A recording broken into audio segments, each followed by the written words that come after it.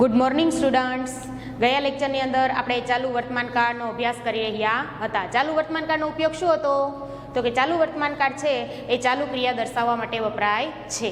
પછી એનો યુઝ અને ઇન્ડિકેટર એટલે શું?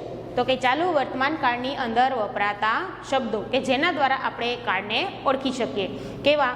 તો કે એટ ધેટ ટાઈમ, તે સમયે. પછી નાવ, અત્યારે. Listen, here. લિસન એટલે સાંભળો, હિયર એટલે સાંભળો. આ બધા શબ્દો આપણે લખ્યા હતા ને, એ બધા કાળની ઓળખ દર્શાવતા શબ્દો છે. તમે જે આગલા લેક્ચરમાં લખેલું છે એ લેક્ચરની તમારે બુક ખોલીને રાખવાની છે અને એમાં નજર કરતું જવાનું છે. જે હું બોલું છું એ આપણે ફરીથી રિપીટ કરી લઈએ. એટલે પછી રૂલ્સ ઓફ વર્બ્સ, આપણે ક્રિયાપદના નિયમો ભણ્યા હતા. યાદ કરો, ક્રિયાપદના કુલ 6 નિયમો હતા કે કોઈ પણ ક્રિયાપદની પાછળ આઈએનજી લગાડવા માટેના કુલ 6 નિયમો છે. પહેલો નિયમ એવો હતો કે કોઈ પણ ક્રિયાપદની પાછળ આઈએનજી પ્રત્યય લગાડાય. બીજો નિયમ તો કે કોઈ પણ ક્રિયાપદનો છેલ્લો અક્ષર ઈ હોય તો ઈને દૂર કરીને આઈએનજી. પછી કોઈ પણ ક્રિયાપદનો છેલ્લો અક્ષર ઈ હોય અને એનો ઉચ્ચાર ઈ થતો હોય તો સીધું આઈએનજી. અને હમણાં જે હું બોલી કે કોઈ પણ ક્રિયાપદનો છેલ્લો અક્ષર ઈ હોય પણ એનો ઉચ્ચાર ઈ ન થતો હોય તો ઈને દૂર કરીને આઈએનજી. 3 થયા. પછી કોઈ પણ ક્રિયાપદનો છેલ્લો અક્ષર ડબલ્યુ કે વાય હોય તો સીધું આઈએનજી પ્રત્યય લાગશે. પછી કોઈ પણ ક્રિયાપદનો છેલ્લો અક્ષર વ્યંજન હોય અને એની આગળ એક જ સ્વર હોય તો વ્યંજનને બેવડાવીને આઈએનજી પ્રત્યય લાગશે. અને છેલ્લે કોઈ પણ ક્રિયાપદનો છેલ્લો અક્ષર વ્યંજન અને તેની આગળના 2 કે 3 અક્ષર સ્વર હોય તો તેને સીધું આઈએનજી પ્રત્યય લાગશે. આ 6 નિયમ યાદ આવી ગયા. હવે એના પછી આપણે શું જોયું હતું? Affirmative sentence, interrogative sentence, negative sentence. પછી એ નેગેટિવ, એફર્મેટિવ અને ઇન્ટ્રોગેટિવ. આને ટૂંકમાં પણ આપણે જવાબ આપ્યા હતા. યસ અને નોમાં ટૂંકમાં જવાબ આપ્યા હતા ને, આટલે સુધી આપણે ભણ્યા હતા. પછી આની અંદર મુખ્ય શું છે? આ કાર્ડની અંદર મુખ્ય શું છે? તો કે આ કાર્ડની અંદર મુખ્ય એમ ઇઝ આર પ્લસ આઈએનજી વાળું ક્રિયાપદ. એમ ઇઝ આર શું દર્શાવે છે? એમ ઇઝ આર એટલે છે, છીએ, છું એ શબ્દ દર્શાવે છે, એટલે એ વર્તમાન દર્શાવે છે. અને આઈએનજી વાળું ક્રિયાપદ શું સૂચવે છે? તો થઈ રહી, લખી રહી, વાંચી રહી, ક્રિયા ચાલુ છે એવું દર્શાવે છે. એટલે આ 2 વસ્તુ છે એના દ્વારા આપણે કાળ ઓળખાય છે. કન્ટિન્યુઅસ આઈએનજી વાળું ક્રિયાપદ દર્શાવે છે અને એમ ઇઝ આર વર્તમાન દર્શાવે છે, એટલે પ્રેઝન્ટ કન્ટિન્યુઅસ થઈ ગયું. બરાબર. હવે આઈએનજી વાળા ક્રિયાપદને શું કહેવાય છે? બિફોર. એને બીજું શું કહેવાય છે? વર્તમાન કૃદંત. અને એનું ઇંગ્લિશ થાય છે પ્રેઝન્ટ પાર્ટિસિપલ. ગયા લેક્ચરની અંદર આપણે એટલી માહિતી મેળવી હતી કે કર્તા પછી એમ ઇઝ આર પ્લસ V4. બરાબર. હવે આજના લેક્ચરની અંદર મેં તમને કીધેલું હતું શું ભણીશું આપણે? WH questions. WH ક્વેશ્ચન્સ હવે તમારા માટે નવા નથી. એની અંદર કયા કયા વર્ડ આવશે? who, what, where, when, which, how many, how much આ શબ્દો આવશે. WH ક્વેશ્ચનનો પહેલો વર્ડ છે વુ. વુ એટલે કોણ? કર્તાને જાણવા માટે વુ વડે પ્રશ્ન પૂછાય છે. કર્તાને જાણવા માટે વુ વડે પ્રશ્ન પૂછાય છે. જો મેં એની સિન્ટેક્સ લખેલી છે. પ્રશ્ન પૂછવા ટાણે હંમેશા, પ્રશ્ન પૂછવાના સમયે હંમેશા WH પ્રશ્ન સૂચક શબ્દ પહેલા આવે. પછી વુ વાળી વાક્ય રચના છે ને એ બીજી બધી વાક્ય રચના કરતાં જુદી પડે છે. તમને આગળના 2 કાળ ભણ્યા એમાંય કહેલું જ હતું, એટલે હવે યાદ રહી ગયું હશે. પહેલાં વુ આવશે, પછી એમ ઇઝ આર આવશે, પછી V4 એટલે આઈએનજી વાળું ક્રિયાપદ આવશે, પછી ઓબ્જેક્ટ, અધરવર્ડ અને ક્વેશ્ચન માર્ક. બરાબર. હવે વુ એટલે કોણ? એમ ઇઝ આર એટલે ટુ બીનું ક્રિયાપદ, પછી V4 એટલે આઈએનજી વાળું ક્રિયાપદ, ઓબ્જેક્ટ એટલે કર્મ, અધરવર્ડ્સ એટલે બાકીના શબ્દો અને છેલ્લે ક્વેશ્ચન માર્ક ફરજિયાત, કારણ કે આપણે WH ક્વેશ્ચન્સની વાક્ય રચના બનાવીએ છીએ. હવે વુ છે એને આપણે ત્રીજો પુરુષ એકવચન ગણવાનો છે. વુ છે એને આપણે ત્રીજો પુરુષ એકવચન ગણવાનું છે. એટલે વુ સાથે હંમેશા ઇઝ આવશે. વુ સાથે ક્યારેય આર લગાડવાનું નથી કે એમ પણ લગાડવાનું નથી. વુનો પ્રશ્ન હંમેશા ઇઝ સાથે પૂછવાનો છે. અને ભૂતકાળ હોય તો વોઝ સાથે અને વર્તમાન કાળ દર્શાવે તો ઇઝ સાથે. એને આપણે ત્રીજો પુરુષ એકવચન ગણવાનો છે. ત્રીજો પુરુષ એકવચનની સાથે આપણે શું વાપરતા હતા? હી, સી, ઇટ, ઇઝ વાપરતા હતા ને, એટલે વુ પણ ત્રીજો પુરુષ એકવચન ગણવાનું છે. એટલે એને ઇઝથી પ્રશ્ન પૂછવાનો છે. પેલું, Kapil is talking in the class. Kapil વર્ગમાં વાતો કરી રહ્યો છે. TALK ટોક એટલે વાતો કરવી અને એને આઈએનજી પ્રત્યય લાગ્યું છે ટોકિંગ. આ શબ્દો છે ને ઇઝ ટોકિંગ એ આપણને આ કાળ સૂચવે છે. ઇઝ એટલે વર્તમાન અને ટોકિંગ એટલે ચાલુ, ચાલુ વર્તમાન કાળ. કપિલ વર્ગમાં વાતો કરી રહ્યો છે. તો કોણ વર્ગમાં વાતો કરી રહ્યો છે? એટલે કપિલ શબ્દ છે ને એ પ્રશ્નમાં આવશે. Who is talking in the class. પાછળનું વાક્ય બેઠે બેઠું. જો હુ, પછી એમિઝારમાંથી ઇઝ, પછી V4 એટલે આઈએનજી વાળું ક્રિયાપદ ટોકિંગ, પછી ઇન ધ ક્લાસ કર્મ કે બાકીના શબ્દો જે આપેલા હોય. બરાબર.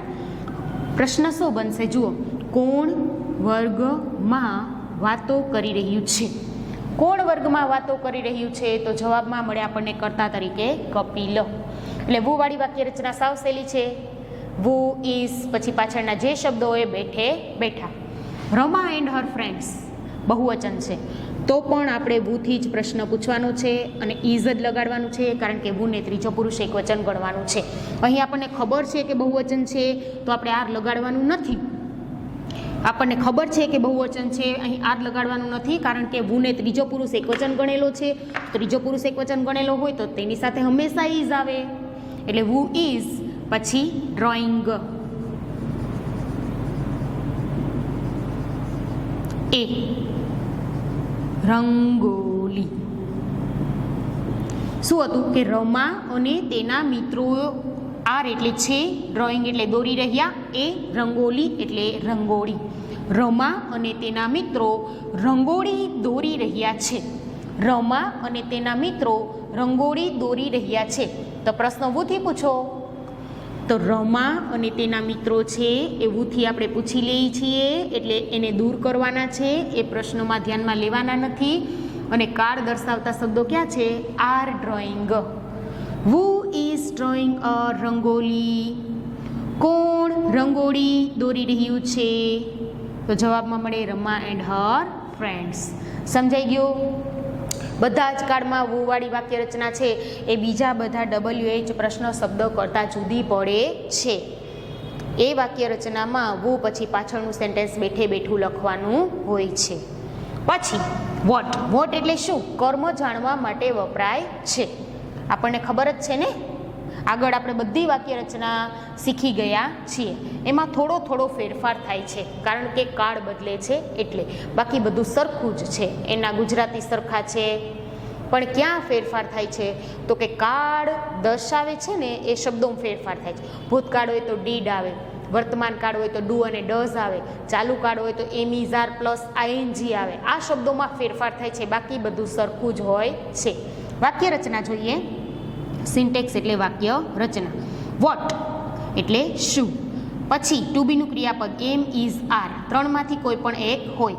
પછી સબ્જેક્ટ એટલે કર્તા, વાક્યની અંદર રહેલા કર્તા. પછી V4 એટલે આઈએનજી વાળું ક્રિયાપદ. અધર વર્ડ્સ એટલે બાકીના શબ્દો. Question mark. હવે સાદો વર્તમાન કાળ હતો એમાં આપણે અહીંયા ડુ ડઝ લખતા હતા, ભૂતકાળમાં ડીડ લખતા હતા, ચાલુ કાળમાં એમ ઇઝ આર લખશું. પછી આ વોટ તો હતું જ, એના પછી કર્તાય હતું જ. પણ સાદા વર્તમાન કાળમાં ક્રિયાપદનું મૂળ રૂપ V1 લખતા હતા, ભૂતકાળમાં ક્રિયાપદનું મૂળ રૂપ V1 લખતા હતા, પણ ચાલુ કાળમાં ક્રિયાપદનું આઈએનજી વાળું રૂપ લખાશે V4. બાકી કોઈ પણ પ્રકારનો ફેરફાર થતો નથી. પહેલું વાક્ય, Riya is learning new subject. Riya is learning new subject. Riya એટલે રિયા, ઇઝ એટલે છે, લર્નિંગ એટલે શીખી રહી, ન્યૂ એટલે નવો અને સબ્જેક્ટ એટલે વિષય.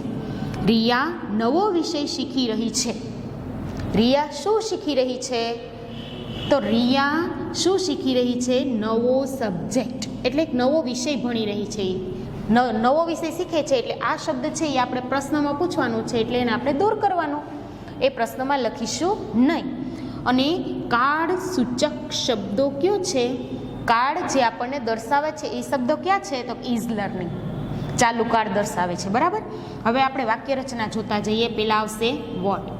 પછી સહાયકારક ક્રિયાપદ ટુ બીનું ક્રિયાપદ ઇઝ, પછી કર્તા રિયા, પછી V4 લર્નિંગ.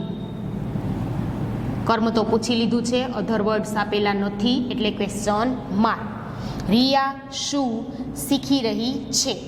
રિયા શું શીખી રહી છે? તો આપણને જવાબમાં મળે છે નવો વિષયો. હવે આપણે બહુવચનવાળું એક વાક્ય જોઈએ. They are eating panipuri. તેઓ પાણીપુરી ખાઈ રહ્યા છે. હવે આ કાર્ડની આ વાક્યની અંદર કાર્ડ દર્શાવતો શબ્દ છે આર ઇટિંગ. આર છે એ વર્તમાન અને ઇટિંગ છે એ ચાલુ. ચાલુ વર્તમાન કાળ સૂચવે છે. તેઓ શું ખાઈ રહ્યા છે?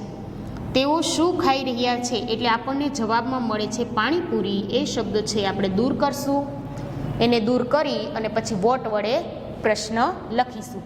WH પ્રશ્ન સૂચક શબ્દ વોટ. એમ ઇઝ આરમાંથી શું આપેલું છે? આર.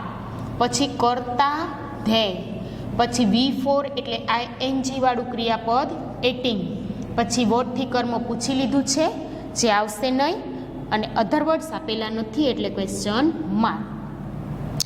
જુઓ વાક્ય રચના પ્રમાણે what, are, subject they, V4 eating, other words નથી ક્વેશ્ચન માર્ક. ગુજરાતી કરો. તેઓ શું ખાઈ રહ્યા છે? તેઓ શું ખાઈ રહ્યા છે? તો જવાબમાં મળે પાણીપુરી. બરાબર. હવે આપણે ત્રીજો શબ્દ જોઈએ વેર. વેરથી હંમેશા સ્થળ પૂછાય છે. સ્થળ જાણવા માટે વેરનો ઉપયોગ થાય છે. વેરની વાક્ય રચનામાં વોટની જેમ જ પણ વોટથી કર્મ પૂછાયેલું છે એટલે ઓબ્જેક્ટ વાક્ય રચનામાં નથી, અને વેરમાં ઓબ્જેક્ટ હશે કારણ કે એમાં સ્થળ પૂછવાનું છે એટલે ઓબ્જેક્ટ વાક્યમાં હોય તો આપણે એને દૂર કરવાનું નથી, એને લખવાનું છે. વાક્ય રચના વેર એટલે ક્યાં? એમિઝાર છે, આમાં પણ એમિઝાર ટુ બીનું ક્રિયાપદ, પછી સબ્જેક્ટ એટલે કર્તા, V4 એટલે ING વાળું ક્રિયાપદ, ઓબ્જેક્ટ એટલે કર્મો, અધર વર્ડ્સ એટલે બાકીના શબ્દો અને ક્વેશ્ચન માર્ક. આગળના બંને કાળમાં આપણે આ જ રીતે વાક્ય રચના ભણી ગયા છીએ એટલે તમને હવે અઘરી લાગશે નહીં. ખાલી એટલું જ યાદ રાખવાનું છે કે વર્તમાન કાળ હોય તો ડુ ડસ, ભૂતકાળ હોય તો ડીડ, અને ચાલુ કાળ હોય તો એમ ઇઝ આર. પછી V1 હતું એ બંને કાળમાં અને આમાં V4 છે. બરાબર. હવે વાક્ય જોઈએ. The girls are playing in the garden. છોકરીઓ બગીચામાં રમી રહી છે. છોકરીઓ બગીચામાં રમી રહી છે. હવે આ વાક્યમાં એવો કયો શબ્દ છે કે જે આપણે વેર વડે પૂછી શકીએ? સમય દર્શક શબ્દ, તો કે in the garden. In the garden શબ્દ છે ને એ આપણને સ્થળ દર્શાવે છે. સ્થળ દર્શાવે છે એટલે એ આપણે ધ્યાનમાં લઈશું નહીં, અને આર પ્લેઇંગ છે આપણને કાળ દર્શાવે છે. લખીએ હવે આપણે પહેલો શબ્દ વેર. પછી એમ ઇઝ આરમાંથી શું આપેલું છે? આર. પછી કર્તા શું આપેલું છે? The girls. પછી V4 પ્લેઇંગ. પછી ઓબ્જેક્ટ અને અધર વર્ડ્સ કશું આપેલું નથી એટલે ક્વેશ્ચન માર્ક. હવે એનું ગુજરાતી કરો. ધ ગર્લ્સ એટલે છોકરીઓ, વેર એટલે ક્યાં, પ્લેઇંગ એટલે રમી રહી, અને આર એટલે છે. છોકરીઓ ક્યાં રમી રહી છે? છોકરીઓ ક્યાં રમી રહી છે? ઇન ધ ગાર્ડન, બગીચામાં. સમજાણું? બીજું વાક્ય. Mother is arranging. મધર એટલે માતા, ઇઝ એટલે છે, અરેન્જિંગ, અરેન્જ એટલે ગોઠવવું. અરેન્જ એટલે ગોઠવવું. અરેન્જનો સ્પેલિંગ છે ને ARRANGE. બરાબર. તો નિયમ છે ને કે કોઈ પણ ક્રિયાપદનો છેલ્લો અક્ષર ઈ હોય અને એનો ઉચ્ચાર ઈ ન થતો હોય તો ઈને દૂર કરીને ING પ્રત્યય લાગશે. આ નિયમ અહીં લાગુ પડેલ છે. અરેન્જ બોલીએ છીએ એટલે ઈ ઉચ્ચાર નથી થયો તો ઈને દૂર કરીને ING લગાડેલું છે. એટલે માતા ગોઠવી રહ્યા છે. અરેન્જ એટલે ગોઠવવું. ધ ડીસીસ એટલે ડીશને, ઓન ધ ટેબલ એટલે ટેબલ ઉપર, ડાઇનિંગ ટેબલ ઉપર આપણે ડીશ ગોઠવીએ ને એની વાત કરે છે. માતા ટેબલ ઉપર ડીશ ગોઠવી રહ્યા છે એટલે ઘણી બધી ડીશીસ એટલે બહુવચનમાં લખેલું છે ડીશીસ. હવે પ્રશ્ન પૂછો વેર. માતા ક્યાં ડીશ ગોઠવી રહ્યા છે? વેર ઇઝ મધર, ઓરેન્જિંગ, જો વેર, બરાબર. પછી એમિઝારમાંથી ઇઝ, પછી કરતા મધર, પછી V4 આઈએનજી વાળું ક્રિયાપદ અને પછી object the disease. Other words નથી, ક્વેશ્ચન માર્ક. હવે ગુજરાતી કરો. માતા ક્યાં ડીશ ગોઠવી રહ્યા, ઓરેન્જ એટલે ગોઠવી રહ્યા છે. માતા ડીશો ક્યાં ગોઠવી રહ્યા છે. તો જવાબમાં મળે ઓન ધ ટેબલ. આ શબ્દ છે એ આપણે જવાબમાં લેવાનો છે એટલે એ કાઢી નાખ્યો છે. સમજાણું? હવે ચોથો શબ્દ આવશે વેન. વેનથી હંમેશા આપણે શું પૂછીએ છીએ? યાદ કરો, સમય. સમયને જ્યારે જાણવો હોય ત્યારે વેનથી પ્રશ્ન પૂછવો. વેર અને વેન બંને વાક્ય રચના સરખી જ છે. જુઓ, વેન પ્લસ એમિઝાર. વેન એટલે ક્યારે, એમિઝાર ટુ બીનું ક્રિયાપદ છે, સબ્જેક્ટ એટલે કર્તા, V4 એટલે આઈએનજી વાળું ક્રિયાપદ, ઓબ્જેક્ટ એટલે કર્મ, અધર વર્ડ્સ એટલે બાકીના શબ્દો અને ક્વેશ્ચન માર્ક. બંને સરખી જ છે. જુઓ, ખાલી વેર એટલે ક્યાં અને વેન એટલે ક્યારે. આમાં સ્થળ પૂછાય છે અને આમાં સમય પૂછાય છે. પહેલું વાક્ય, Mayur is coming home at 9 PM. Mayur is coming એટલે આવી રહ્યો છે, હોમ એટલે ઘરે, એટ 9 PM. PM શબ્દ શું બતાવે?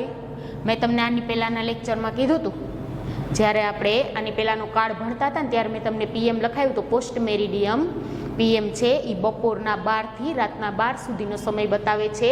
એટલે 9 PM છે એટલે સાંજે 9 વાગ્યે થશે. મયુર સાંજે 9 વાગ્યે ઘરે આવી રહ્યો છે.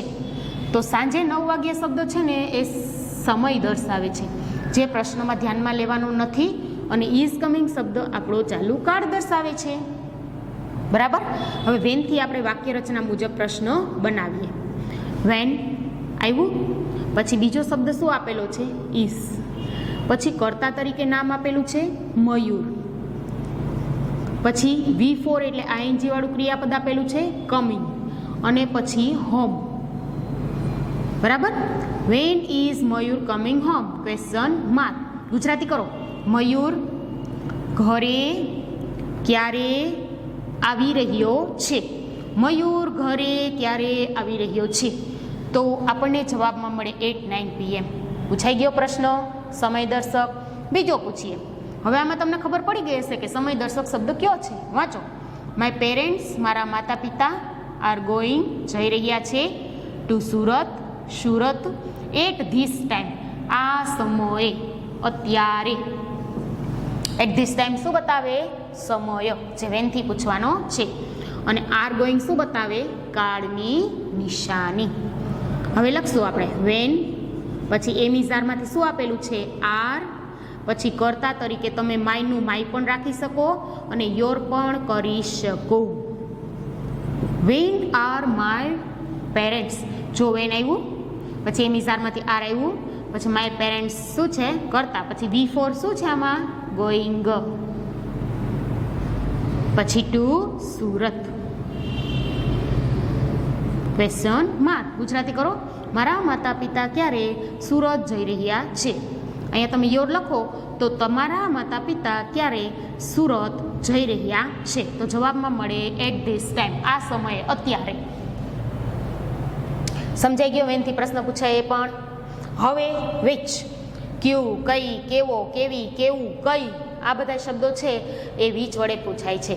મેં તમને કીધું હતું કે વિચ, હાઉ મેની અને હાઉ મચ આ 3 શબ્દો એવા છે કે જેની સાથે હંમેશા નામ પૂછાય છે. ક્યુ ટેબલ, કેવા ફૂલો, કઈ ખુરશી, કઈ રમત, આ શબ્દો છે એ વિચ સાથે આવશે. પછી પાછળની વાક્ય રચના સરખી જ આવશે. બરાબર. એવું કીધેલું હતું બંને કાળમાં, યાદ કરો. એના જેવું જ છે. જો વિચ એટલે ક્યુ, કઈ, કેવી, કેવો, પછી નામ અથવા કર્મ, પછી એમ ઇઝ આર, પછી કર્તા, V4 આઈએનજી ક્રિયાપદ અને OW એટલે અધર વર્ડ્સ, બાકીના શબ્દો, ક્વેશ્ચન માર્ક.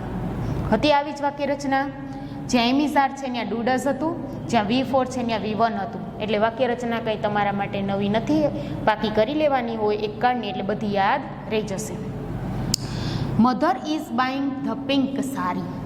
મમ્મી ગુલાબી સાડી ખરીદી રહ્યા છે. મમ્મી ઇઝ એટલે છે બાય, BUY. હવે આમાં કયો નિયમ છે?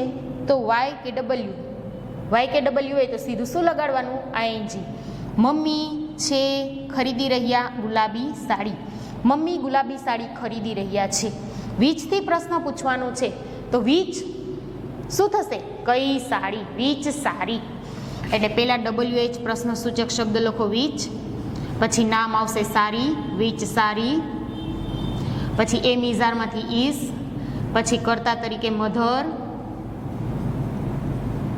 પછી ING વાળું ક્રિયાપદ બાઈંગ, પછી ક્વેશ્ચન માર્ક. આ ધ પિંક છે ને એ આપણો જવાબ છે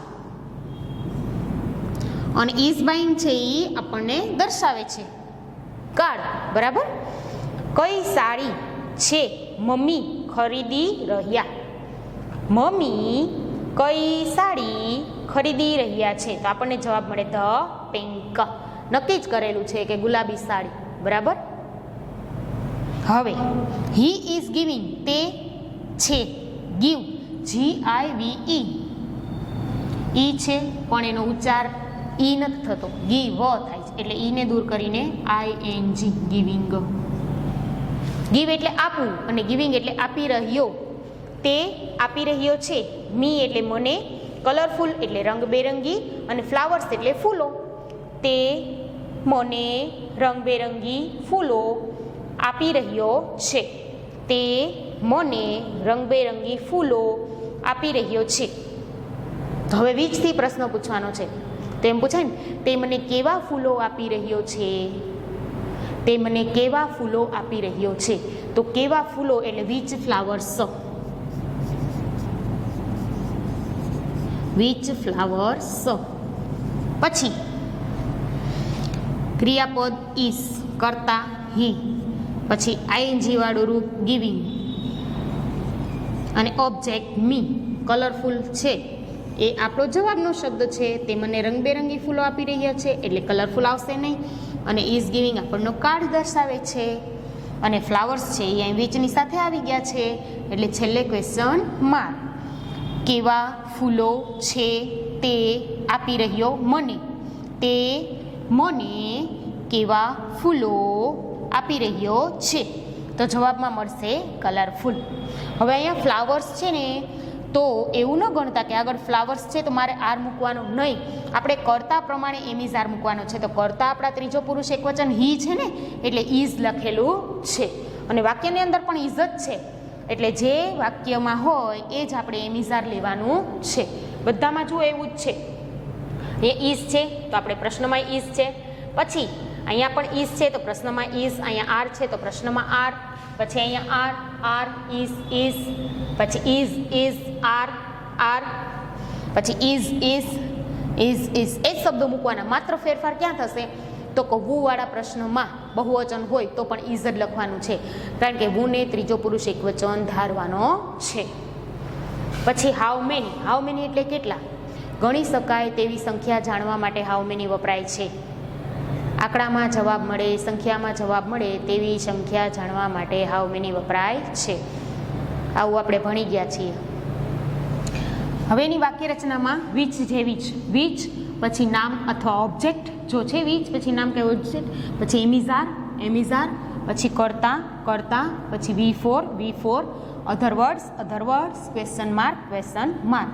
હાઉ મેની એટલે કેટલા?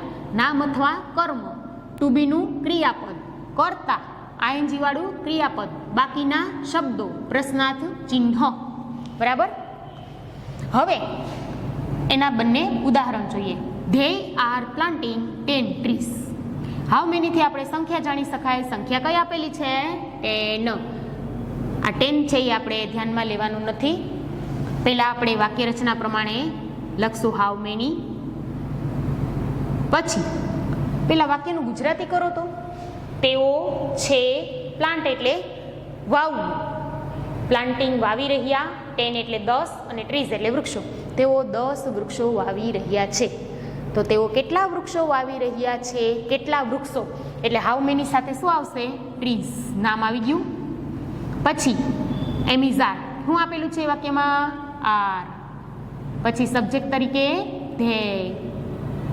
પછી વી ફોર શું છે? Planting.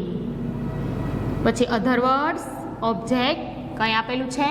None. Question mark. Gujarati કરો. તેઓ કેટલા વૃક્ષો વાવી રહ્યા છે? તેઓ કેટલા વૃક્ષો વાવી રહ્યા છે? તો આપણને જવાબમાં મળે 10. બીજું વાક્ય છે કેવલ is keeping. KEEP keep. KEEP keep. Keep એટલે રાખવું, કીપિંગ એટલે રાખી રહ્યો. તે રાખી રહ્યો છે 3 શર્ટ્સ. 3 શર્ટ. તે 3 શર્ટ રાખી રહ્યો છે. તો પ્રશ્ન એમ પૂછે ને તે કેટલા શર્ટ રાખી રહ્યો છે? જવાબમાં શું મળે આપણને? 3. એટલે આ શબ્દ છે એ જવાબમાં આવશે. પ્રશ્નમાં ધ્યાનમાં લેશું નહીં. કેટલા શર્ટ એટલે how many shirts. How many shirts. પછી હાઉ મેની, પછી શર્ટ્સ આવી ગયું નામ, પછી એમિઝારમાંથી શું આપેલું છે વાક્યમાં? ઇઝ. પછી સબ્જેક્ટ કોનું નામ છે? કેવલ. પછી V4 કયો શબ્દ છે? કીપિંગ. પછી અધર વર્ડ્સ વાક્યમાં નથી એટલે ક્વેશ્ચન માર્ક. હવે ગુજરાતી કરો. કેવલ કેટલા શર્ટ રાખી રહ્યો છે? તો કે કેવલે 3 શર્ટ રાખ્યા છે. બરાબર. કેવલે કેટલા શર્ટ રાખ્યા છે? તો કે કેવલે 3 શર્ટ રાખ્યા છે. આ ઇઝ કીપિંગ, આર પ્લાન્ટિંગ, આ બધા શબ્દો આપણને કાર્ડ સૂચવે છે. હવે હાઉ મચ છેલ્લું વાક્ય. હાઉ મચ એટલે કેટલું, ગણી ન શકાય તેવી સંખ્યા. કિલો લીટરમાં મળતી હોય તેવી પ્રવાહી દ્રવ્યો જાણવા માટે અને જેને ગણી નથી શકાતા ઘઉં, ચોખા, એ બધા, સોનું, આ બધું જાણવા માટે હાઉ મચ વપરાય છે. આ તમને મેં ડિટેલમાં આગળના લેક્ચરમાં કીધેલું હતું કે હાઉ મચ ક્યારે વપરાય છે. એની વાક્ય રચના જુઓ. હાઉ મેની જેવી જ છે. નાઉન ઓબ્જેક્ટ, એમિઝાર, કર્તા, V4, અધર વર્ડ્સ. એટલે કંઈ ફરીથી સમજાવવાની જરૂર નથી. હવે આપણે સીધું વાક્ય જોઈએ. Lata is buying 10 gram gold now. Lata ખરીદી રહી છે 10 ગ્રામ એટલે 10 ગ્રામ, ગોલ્ડ એટલે સોનું, નાવ એટલે અત્યારે. લતા અત્યારે 10 ગ્રામ સોનું ખરીદી રહી છે. લતા અત્યારે 10 ગ્રામ સોનું ખરીદી રહી છે. તો લતા અત્યારે કેટલું સોનું ખરીદી રહી છે? કેટલું સોનું? હાઉ મચ ગોલ્ડ આવી ગયું. હાઉ મચ, પછી ગોલ્ડ, પછી એમિઝારમાંથી ઇઝ, પછી કર્તા તરીકે લતા, પછી આઈએનજી વાળું ક્રિયાપદ બાઇંગ, પછી નાવ, ક્વેશ્ચન માર્ક. ગુજરાતી કરો. લતા અત્યારે કેટલું સોનું ખરીદી રહી છે? લતા અત્યારે કેટલું સોનું ખરીદી રહી છે? તો કે 10 ગ્રામ. ઇઝ બાઇંગ શબ્દ આપણને સૂચવે છે કાર્ડ. આમાં ઇઝ સેલિંગ સૂચવે છે. ધ શોપકીપર એટલે દુકાનદાર, ઇઝ સેલિંગ એટલે વેચી રહ્યો છે. 20 કિલોગ્રામ વીટ એટલે ઘઉં. દુકાનદાર 20 કિલો ઘઉં વેચી રહ્યો છે. તો દુકાનદાર કેટલા ઘઉં વેચી રહ્યો છે? કેટલા એટલે હાઉ મચ. કેટલા ઘઉં એટલે વીટ. વાક્ય રચના પ્રમાણે કેટલા, પછી ઘઉં, પછી એમ ઇઝ આરમાંથી શું આપેલું છે? ઇઝ.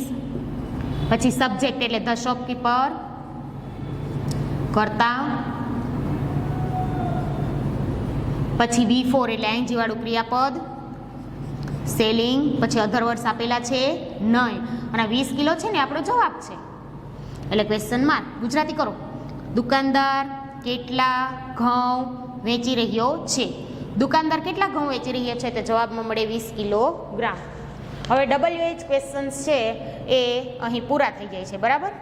અને ધ પ્રેઝન્ટ કન્ટિન્યુઅસ ટેન્સની અંદર એનું use, indicator, rules of verbs બધા નેગેટિવ, એફર્મેટિવ, પછી હકાર નકારમાં જવાબ, ઇન્ટ્રોગેટિવ, પછી WH ક્વેશ્ચન્સ બધું જ છે એ ક્લિયર થઈ ગયું છે. એટલે પ્રેઝન્ટ કન્ટિન્યુઅસ ટેન્સ હવે તમને સમજાઈ ગયો હશે, હવે તમે શીખી લીધો હશે. હવે આવતા લેક્ચરની અંદર આપણે નવો કાર્ડ ભણીશું. ના, નવો કાર્ડ નહીં, હજી આપણે આ કાર્ડની શું કરવાની છે? એક્સરસાઇઝ ભણવાની છે. એટલે આવતા કાર્ડની અંદર તમે આખો કાર્ડ છે એ મોઢે કરી લેજો. હું તમને એની એક્સરસાઇઝ કરાવીશ. ત્યાં સુધી ગુડ બાય સ્ટુડન્ટ્સ.